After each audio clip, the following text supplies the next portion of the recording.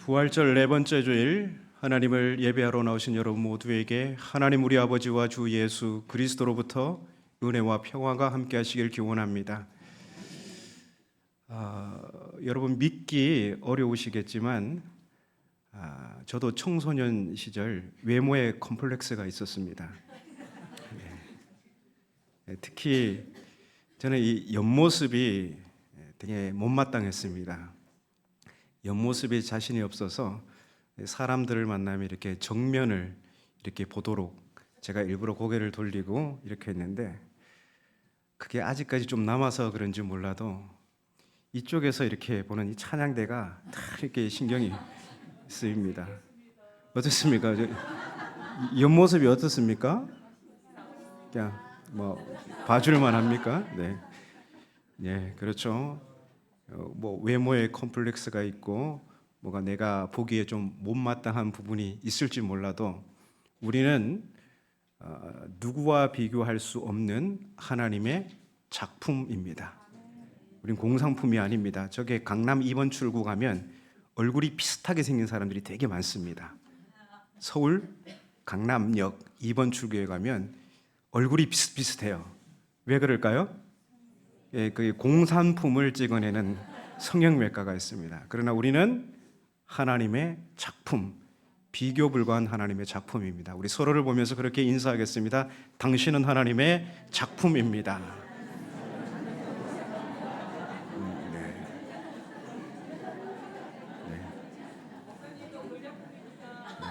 고맙습니다. 고맙습니다.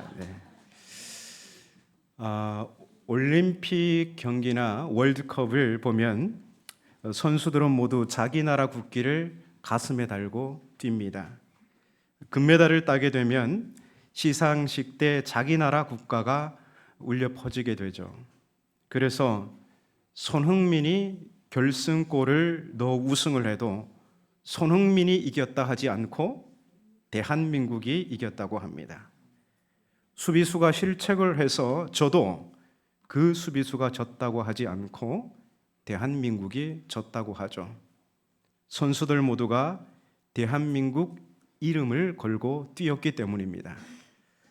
우리 그리스도인도 마찬가지입니다. 예수 믿는 사람들은 예수 이름을 걸고 사는 사람들입니다. 내가 사는 삶이 아니라 내 안에 계신 예수의 이름으로 사는 사람, 그 사람을 가리켜 우리는 그리스도인이라 부릅니다. 그래서 내 삶 때문에 예수님의 이름이 세상으로부터 칭송을 받는가 하면 내 삶 때문에 예수님의 이름이 조롱당하기도 합니다. 왜 그렇습니까? 나는 예수, 그 이름을 걸고 살아가는 그리스도인이기 때문입니다. 오늘 본문은 사도행전 3장 1절 이하에 나면서 못 걷게 된 이를 고친 사건으로 야기된 상황입니다. 성전에 올라가던 베드로와 요한이 나면서 못 걷게 된 구걸하는 자를 만났고, 베드로는 그가 원하는 은과 금 대신에 예수 그리스도의 이름으로 기적을 일으켰습니다. 이를 본 백성들이 놀라며 베드로와 요한을 주목할 때 베드로는 그 틈을 타서 예수 그리스도의 죽음과 부활을 선포하며 구원의 능력이 예수 그 이름에 있음을 똑똑히 밝힙니다. 그런데 과거 베드로는 세상 권세가 두려워서 예수님을 모른다고 3번이나 부인했던 사람이죠. 그런 그가 이제 거침없이 예수 이름을 걸고 병자를 고치고 담대하게 예수의 죽음과 부활을 선포합니다. 어디서 이런 용기가 나왔을까요? 성령 충만의 결과입니다. 예수께서 부활하시고 승천하신 후 제자들은 약속하신 성령을 받고 성령 충만해집니다. 이때부터 제자들은 용맹무쌍한 복음의 전사로 거듭나게 되죠. 그들은 권력자들 앞에서 예수 이름을 걸고 담대하게 복음을 선포합니다. 그러고 보니 이 담대함은 성령 충만의 결과로 나타나는 겁니다. 성령 충만을 받은 제자들은 이제 하나같이 예수 이름을 걸고 살게 되죠.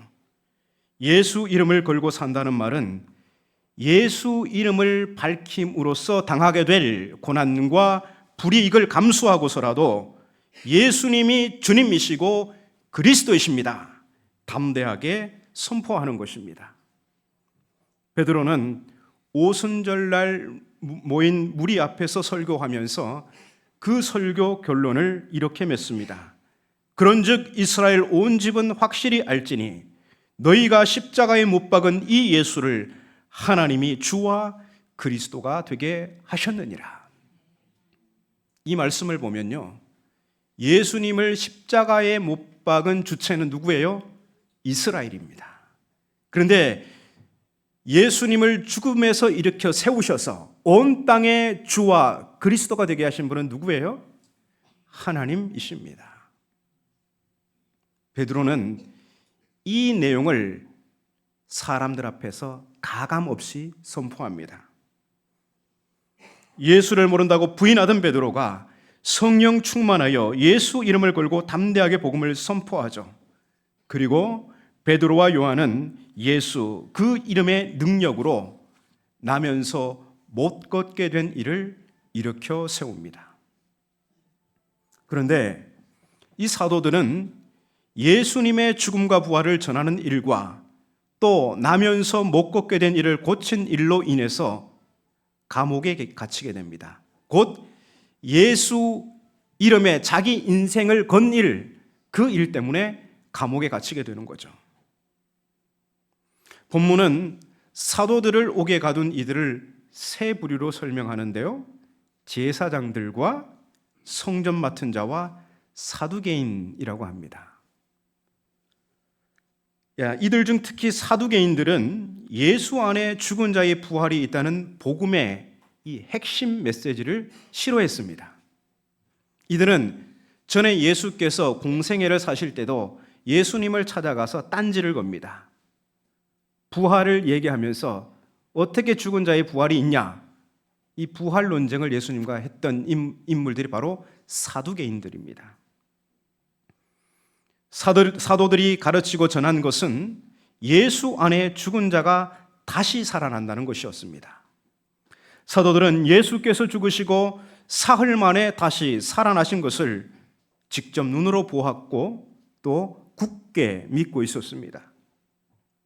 로마가 다스리는 세상, 많은 백성이 세상 권세의 위협 앞에서 두려워 떨고 있었습니다.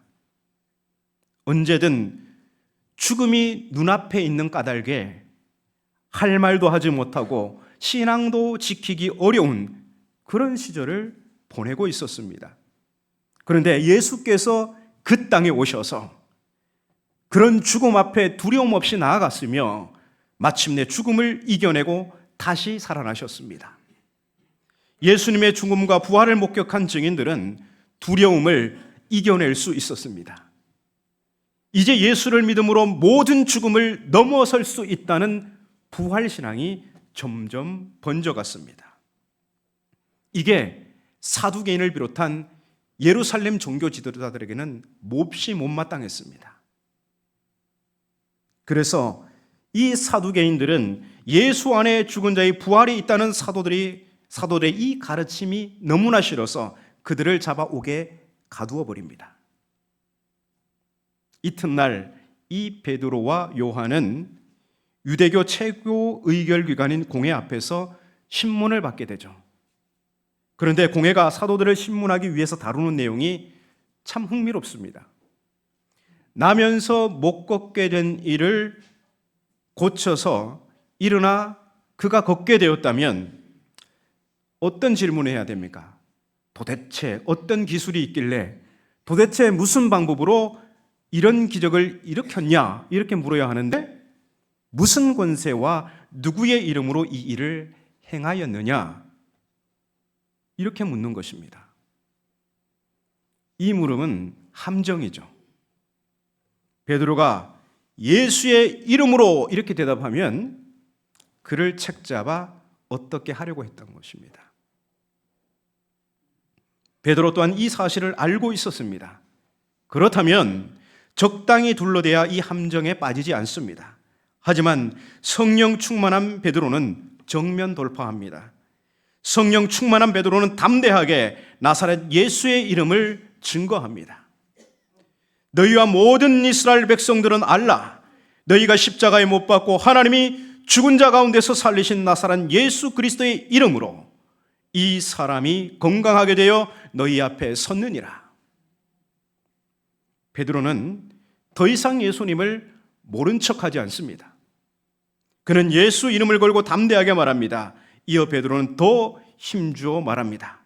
이 예수는 너희 건축자들의 버린 돌로서 집 모퉁이의 머릿돌이 되었느니라. 이게 무슨 말입니까?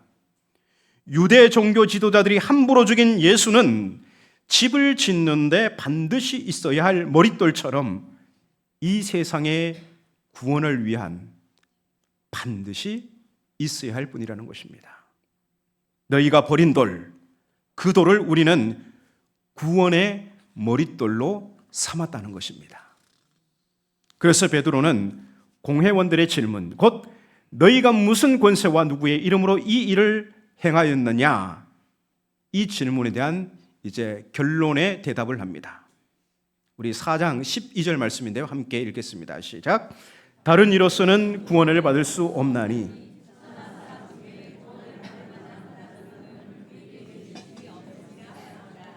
아멘. 관리들과 대제사장들을 비롯한 많은 사람이 기댈 곳은 로마 황제의 이름이었습니다. 당시는 그랬습니다. 이들은 모든 일을 로마 황제의 이름으로 하고 있었습니다. 하지만 베드로는 하나님은 예수 외에 천하 사람 중 구원을 받을 만한 다른 이름을 주신 일이 없다, 이렇게 말하고 있습니다. 제 아무리 큰 권력을 가지고 세상을 호령한다고 한들 그곳으로는 구원을 얻을 수 없다는 것입니다. 오직 예수 그리스도, 그 이름만이 나면서 못 걷게 된 자를 일으켜 세우고 구원을 줄 수 있다는 것입니다. 한마디로 우리는 예수, 그 이름을 걸고 산다는 것이죠. 오늘 우리는 이 베드로의 모습에서 예수 이름을 걸고 사는 사람의 특징을 엿볼 수 있습니다. 첫째, 예수 이름을 걸고 사는 사람은 구원관이 뚜렷합니다. 베드로가 말하죠. 다른 이로서는 구원을 받을 수 없나니. 그렇습니다. 예수 이름을 걸고 사는 사람은 구원에 있어서 다른 길을 찾지 않습니다. 왜냐하면 하나님께서 예수 외에는 천하 사람 중에 구원을 받을 만한 다른 이름을 우리에게 주신 일이 없기 때문입니다. 그래서 사람들의 질문 앞에서 주저할 수도 침묵할 수도 없습니다. 예수, 그 이름에 구원이 있다. 오직 예수만이 우리의 구원이시다. 담대하게 그 즉시 얘기하는 것이죠. 반면 세상은 돈 많이 살 길이다, 1초도 망설임 없이 자신 있게 말합니다. 참으로 우리가 사는 세상은 돈이 있으면 뭐든 할 수 있고, 돈이 있으면 사람들이 찾아와 머리 조아리고 아부하며 아첨을 뜹니다. 그래서 돈이 숭배받는 자리에 올라가 있습니다. 하지만 우리 삶의 필요수단인 돈을 숭배할 때 돈은 우리를 구원으로부터 멀어지게 하는 독이 됩니다. 예수님은 하나님과 재물을 겸하여 섬길 수 없다고 하셨죠. 둘 다 주인으로 섬길 수 없다는 겁니다. 둘 중 하나가 우리가 섬기는 주인이라는 것이죠. 틀림없는 진리는 우리가 누구를 섬기느냐에 따라서 우리가 섬기는 주인과 함께 우리는 운명을 같이 하게 될 것입니다. 예수님을 주로 섬기며 신앙하는 자는 부활 생명으로 영생을 얻게 될 것이지만, 돈을 주로 섬기며 숭배하는 자는 반드시 심판에 이르게 될 것입니다. 둘째, 예수 이름을 걸고 사는 사람은 성령 충만한 사람입니다. 베드로는 예수님과 가장 가까운 제자였습니다. 예수님과는 모른다 할 수 없는 그런 관계였죠. 그런 베드로가 과거 권세자들로부터 당하게 될 불이익이 두려워서 예수님을 모른다 부인했습니다. 그것도 저주를 걸고 맹세하면까지 나는 예수님을 모릅니다, 이렇게 대답했죠. 그런 베드로가 성령으로 충만해지자 위협적인 권세 앞에서 주저없이 예수의 이름을 드러냅니다. 성령 충만은 달리 말하면 부활하신 그리스도께서 내 안에 살아 역사하시는 것입니다. 사도 바울의 말을 빌리자면 이런 것입니다. 내가 그리스도와 함께 십자가에 못 박혔나니 그런즉 이제 내가 사는 것이 아니요 오직 내 안에 그리스도께서 사시는 것이라. 여기서 내 안에 그리스도께서 사신다는 것은 부활하신 그리스도께서 내 안에 성령으로 내주하고 계신다는 말입니다. 바울은 부활하신 그리스도를 모시고 사는 성령 충만한 사도였습니다. 그래서 그는 누구 앞에 서든 예수 이름을 걸고 담대하게 말합니다. 이렇듯 우리는 오늘 우리가 예수 이름을 걸고 담대하게 살아가려면 성령 충만해야 합니다. 성령 충만하지 않으면 복음의 가르침대로 살다가 당하게 될 손해가 두려워서 세상 권세에 굴복하며 살아갈 수밖에 없습니다. 하지만 하나님의 능력은 손해를 감수하고서라도 예수 이름을 걸고 살아가는 성령 충만한 사람, 바로 그 사람에게 임하게 됩니다. 여러분, 하나님의 능력이 내게 임하기를 바라십니까? 그러면 손해를 감수하고서라도 예수 이름을 걸고 우리가 모험해야 합니다. 신앙은 일종의 모험입니다.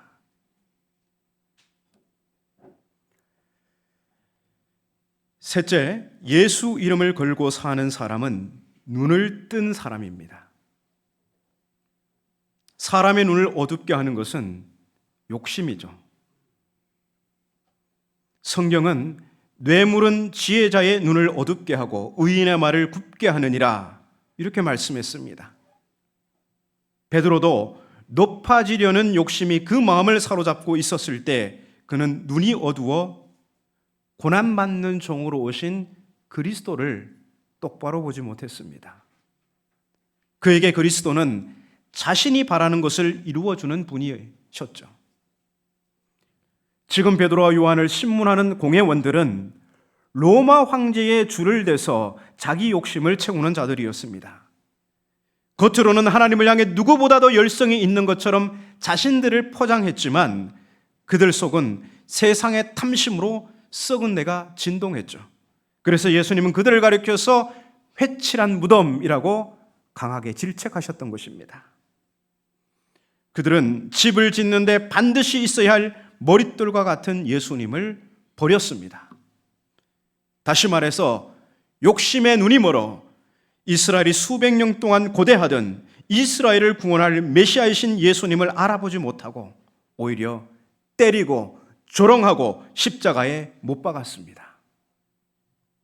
자기들의 권력을 유지하는데 위협적인 존재로 느꼈기 때문이죠. 하지만 부활하신 주님을 목격하고 성령을 받은 사도들은 비로소 예수님을 바로 보는 눈이 뜨인 것입니다. 이제 사도들은 참 생명과 능력이 바로 예수, 그 이름에 있음을 알게 됩니다. 그래서 이후 사도들의 삶은 어떤 상황에서도 예수 이름을 걸고 담대하게 선포합니다. 예수가 우리의 주님이시다. 예수가 우리의 그리스도이시다. 은과 금은 내게 없거니와 내게 있는 것을 내게 주노니 나사렛 예수 그리스도의 이름으로 일어나 걸으라. 예수의 이름을 걸고 그 이름의 능력으로 선포하는 것입니다. 그러니 예수 이름의 능력이 나타나서 나면서 못 걷게 된 이가 일어나 걷고 뛰며 하나님을 찬미하는 그 놀라운 역사가 일어나게 된 것이죠. 인도의 간디가 이런 말을 했다고 합니다. 예수의 교훈도 예수의 가르침도 훌륭한데 너희 예수 믿는 그리스도인들은 왜 예수님의 가르침을 따라 살지 않느냐? 그렇기 때문에 나는 예수를 믿지 않겠다. 내가 사관학교에 잠깐 들어갔다가 나왔다고 내가 군인이 되는 경우는 없습니다. 내가 의과대학에 잠시 다녀왔다고 해서 의사가 되는 것이 아닌 것처럼 오늘 우리가 교회에 들락날락 했다고 해서 그리스도인이 되는 것은 아닙니다. 그리스도인은 그리스도를 따르는 사람, 곧 그리스도를 닮은 사람을 말하는 것입니다.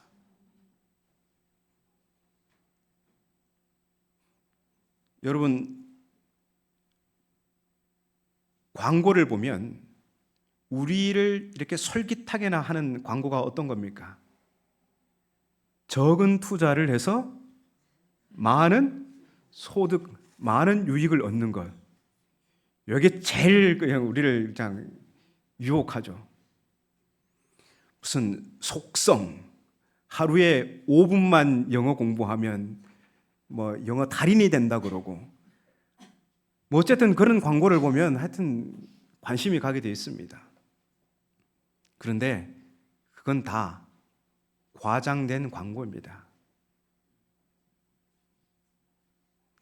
그리스도인으로 살아가는 것, 예수 이름을 걸고 살아가는 것은 결코 편리한 삶이 아닙니다. 우리가 예수님을 믿기로 결정했다면 그 이전보다 어쩌면 우리의 삶엔 더 큰 고난과 역경과 어려움이 찾아옵니다. 왜 그렇습니까? 어둠의 권세가 가만 놔두지 않기 때문입니다. 예수 믿기로 결정했다면, 우리 삶을 예수 이름에 걸지 않으면 우리는 결코 승리할 수 없습니다. 어떤 새신자가 성경을 2번 통독하고 난 다음에 먼저 믿은 신자에게 교회사 책을 빌려달라고 했습니다. 왜 그러냐라고 물으니 읽어봐야겠다라고 해서 또 물었습니다. 왜 읽으려고 하느냐 물으니 언제부터 그리스도인들이 전혀 그리스도를 닮지 않은 모습으로 살기 시작했는지 궁금해서 교회사를 한번 읽어보려고 한다라고 대답했습니다. 그리스도인들은 그 명칭에 걸맞는 삶을 살아야 그리스도인이라 불릴 수 있습니다. 예수 이름을 걸고 사는 사람이 그리스도인입니다. 부활하신 그리스도를 내 안에 모시고 그 힘의 능력으로 살아가는 사람이 그리스도인입니다. 오직 예수, 그 이름만이 우리를 건져낼 수 있습니다. 다른 것에 기대서도 안 되고 기댈 수도 없습니다. 오직 예수 이름을 걸고 살아가는 그리스도가 전부인 우리의 삶이 되기를 바랍니다. 기도하겠습니다. 생명의 하나님, 오늘 말씀을 통해 그리스도인의 삶이 부활하신 그리스도를 내 안에 모시고 예수 이름을 걸고 사는 삶이라 가르쳐 주셨습니다. 우리가 어떻게 살아가느냐에 따라 예수 이름을 드높일 수도 있고 예수 이름을 헛되게 할 수도 있음을 잊지 않게 하옵소서. 우리가 무엇을 하든지 어디에 있든지 예수 이름을 걸고 사는 삶이라는 진리를 기억하며 아침에도 일어날 때도 예수 이름으로, 일터에 나갈 때도 예수 이름으로, 잠자리에 들 때도 예수 이름을 걸고 사는 우리 삶이 되게 하셔서 우리 발걸음을 내딛는 곳마다 예수 이름을 빛나게 하는 삶으로 이끌어 주옵소서. 능력의 이름, 구원의 이름, 예수님의 이름으로 기도하옵나이다. 아멘.